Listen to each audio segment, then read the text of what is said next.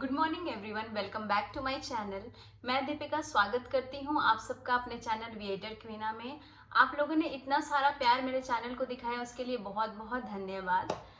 और आज का ब्लॉग मैं सारी प्रेग्नेंट लेडी के लिए लेके आई हूँ जो कि अभी डिलीवरी करने वाले हैं या फिर कुछ महीनों में उनकी डिलीवरी डेट है। तो ये ब्लॉग उन लोगों के लिए बहुत इम्पॉर्टेंट है।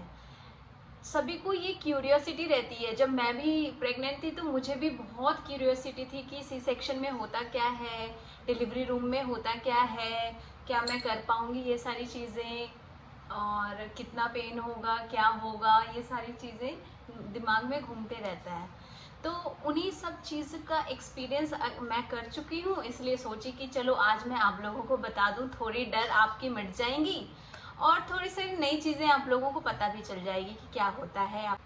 जस्ट डिलीवरी के पहले डॉक्टर हमें एडवाइस करते हैं कि आप एम्प्टी स्टमक एडमिट होना, 2 घंटे पहले ही आप खाना पीना छोड़ देना। तो मैं अर्ली मॉर्निंग का एडमिट का टाइम था, तो मैंने अराउंड 7 o'clock लाइट ब्रेकफास्ट किया था। जैसे कि डॉक्टर ने मुझे सजेस्ट किया था आप एक ब्रेड ले सकते हो। मैंने एक चपाती ली थी सुबह 7 बजे और अराउंड 9 o'clock मैं एडमिट हुई थी, तो 2 घंटा का गैप मुझे मिल गया था। तो जैसे ही हम हॉस्पिटल पहुंचे तो वहाँ पे कुछ पेपर वर्क था, फॉर्मेलिटीज़ थी जो कि मेरे हस्बैंड ने पूरा कर दिया और मेरे कुछ सिग्नेचर लगे उसमें और उनके भी सिग्नेचर थे, वो हमने लिख दिया, कर लिया। उसके बाद मैं एडमिट हो गई और जाते के साथ मेरा चैनल स्टार्ट हो गया। और जैसे ही आप सलाइन लगवाते हो, एक एडवाइस है, अगर आपको मानना है तो आप मान सकते हो। मेरा जब सलाइन के लिए जब चैनल लगा रहे थे वो तो राइट हैंड में लगा दिए थे, तो उस वक्त तो मुझे कुछ फ़र्क नहीं पड़ा था। पर आफ्टर डिलीवरी 2 दिन जब आपको बेबी को फीड कराना पड़ता है तो बहुत प्रॉब्लम होता है।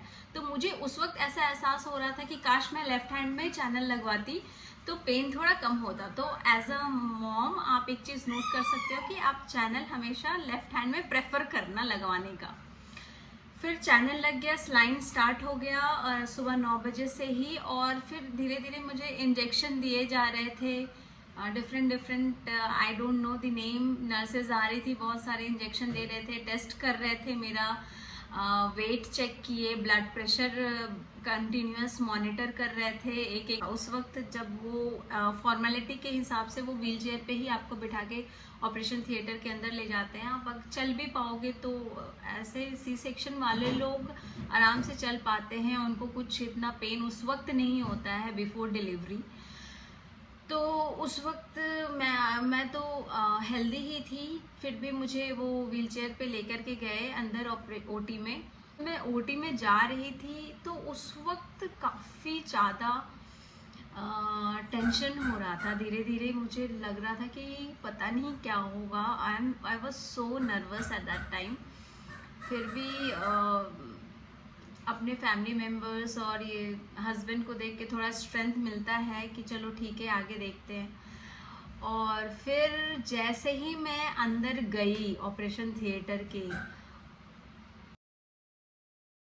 बड़े लाइट्स सामने लगे हुए थे, ऊपर में पीछे में, मतलब ऐसा लग रहा था कि जैसे जो स्टेज पे लाइट्स रहती है ना, कुछ शो होता है, तो उस तरह के बड़े बड़े लाइट्स ऑपरेशन थिएटर में भी लगा हुआ था।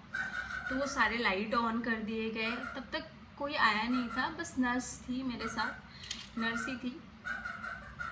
फिर मुझे काफ़ी डर लग रहा था उस टाइम, बहुत ज़्यादा डर लग रहा था कि पता नहीं अब क्या होगा। और ऐसा फील हो रहा था कि काश कोई आए और मुझे यहाँ से बचा के लेके जाए।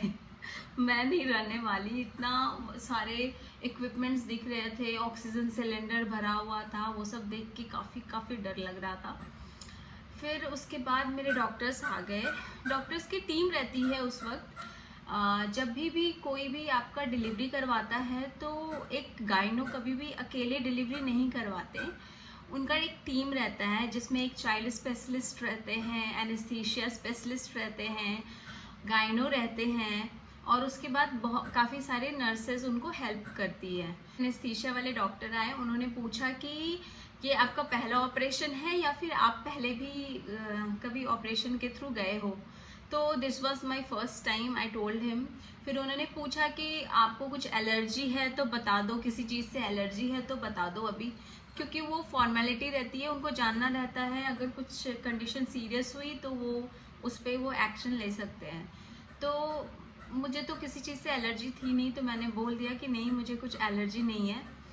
फिर वो पूछने लगे तुम्हारा नाम क्या है, इजी करने के लिए, माहौल को इजी करने के लिए वो कर रहे थे, देख रहे थे कि नर्वस मत होना, आराम से रहना, कोई टेंशन नहीं है। फिर नाम, क्या करते हो, कहाँ से हो, ये सारी चीज़ें एनेस्थीसिया के डॉक्टर मेरे से पूछने लगे। तब तक फिर मेरे गाइनो आ गए, फिर गाइनो ही सारा आंसर देने लग गए मेरे ऑन माई बिहाफ।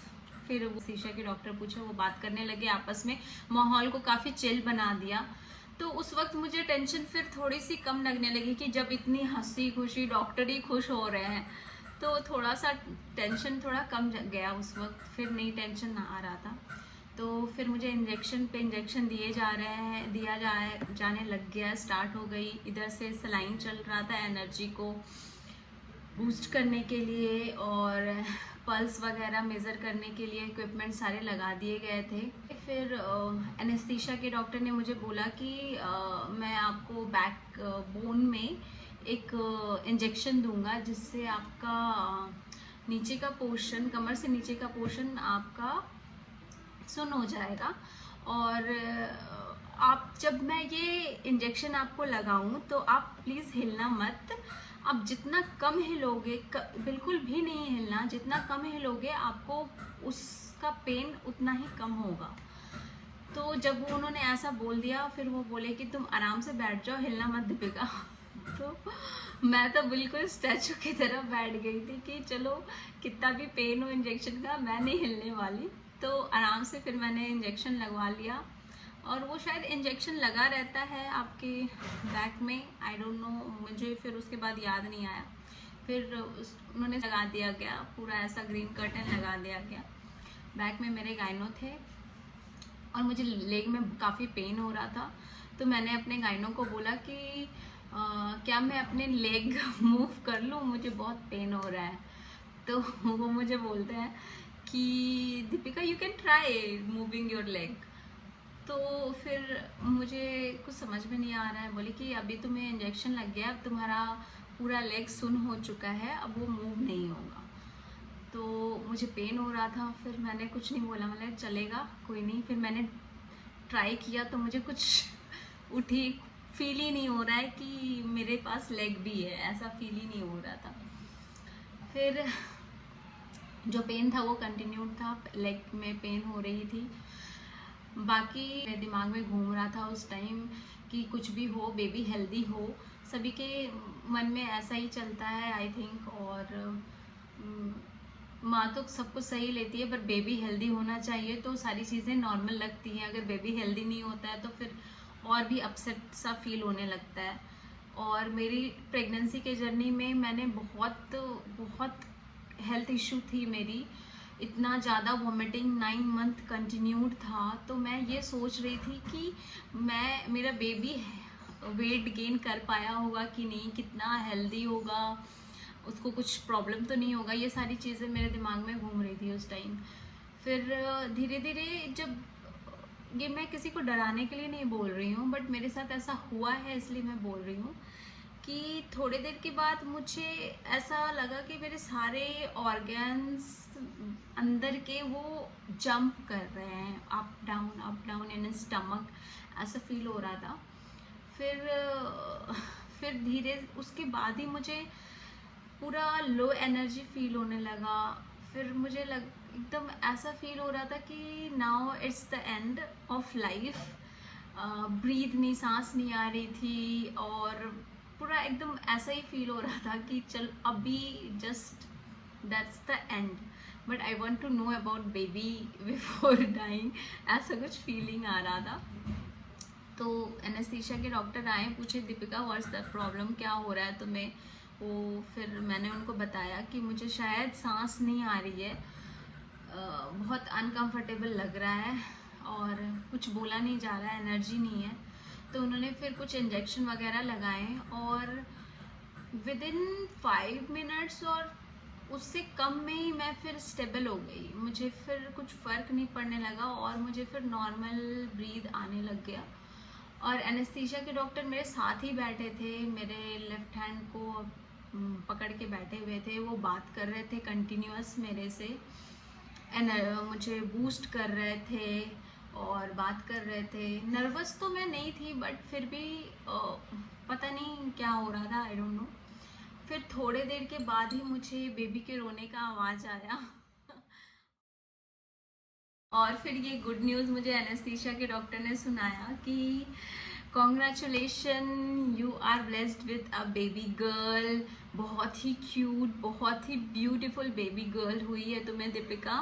एंड उसको गाना सिखाना, उसको डांस सिखाना, उसको सारी चीज़ें सिखाना, वो मुझे बोल रहे थे, उसी वक्त बैठे हुए थे मेरे साथ। तो मैं खुश थी, मुझे अच्छा लग रहा था। फिर वो बोल रहे थे कि अभी उसको ले जा रहे हैं क्लीन करने के लिए। तो मैंने बोला कि प्लीज़ मुझे दिखा दीजिए उसे मुझे देखना है। मुझे बहुत मन था उसको देखने का, छूने का, क्योंकि 9 मंथ से मैं उसका वेट कर रही थी। तो मैंने उनको बोला कि प्लीज़ मुझे दिखा दीजिए उसे। तो वो लेके आए मेरे पास उसको तुरंत। मैंने उसको देखा, इतनी छोटू सी दिख रही थी और पूरी पिंक, गुलाबी, रेड, क्या बोलूँ, मुझे कुछ समझ में नहीं आया। पूरा रेड था चेहरा उसका। चुप थी, रो नहीं रही थी उसी वक्त रोई थी ओ करके, उसके बाद फिर नहीं रोई। फिर उसके बाद मैं रिलैक्स हो गई, उसके बाद मुझे कोई टेंशन नहीं था। मैंने पूछा उनसे कि बेबी हेल्दी है, तो वो बोले बेबी बिल्कुल हेल्दी है। चाइल्ड स्पेशलिस्ट भी वहीं पे थे, उन्होंने बोला बेबी बिल्कुल हेल्दी है, you don't have to worry. तो मुझे बहुत रिलीफ मिला, क्योंकि उसके नेक के अराउंड कॉर्ड था भी, तो उसकी वजह से भी मुझे टेंशन था। पर ऐसा कुछ होता नहीं है, कॉर्ड की वजह से हम काफ़ी टेंशन ले लेते हैं, पर कुछ नहीं होता। एंड में बेबी अच्छी रहती है। फिर मैं रिलैक्स हो गई। उसके बाद फिर उन्होंने आगे का प्रोसेस किया, उसमें मैंने बिल्कुल भी टेंशन नहीं लिया। बेबी हेल्दी है, बेबी गर्ल है, बस मैं खुश थी। और उसके बाद आगे का प्रोसेस में उनको हाफ एन आवर लगा। उसके बाद मुझे कुछ फील भी नहीं हुआ। फिर वो मुझे बेड से शिफ्ट कर दिए। जब स्टिचिंग वगैरह सारी चीज़ें हो गई, उन्होंने मेरा बेड शिफ्ट कर दिया। फिर वो मुझे अपने केबिन में लेके जाने लग गए।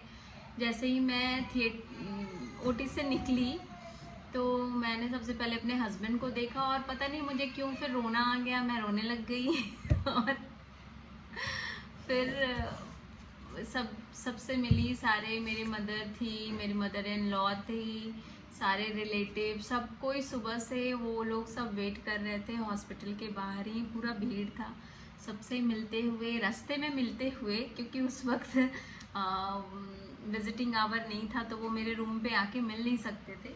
तो जैसे ही मैं ओटी से रूम की तरफ जा ही रही थी, तब तक सारे रिलेटिव मेरे से मिल लिए रास्ते में। और फिर मैं रूम वहाँ चली गई अपने केबिन में। केबिन में जाने के बाद मुझे काफ़ी प्यास लगने लगा, गला सूख रहा था, सुबह से पानी वगैरह सब कुछ बंद था।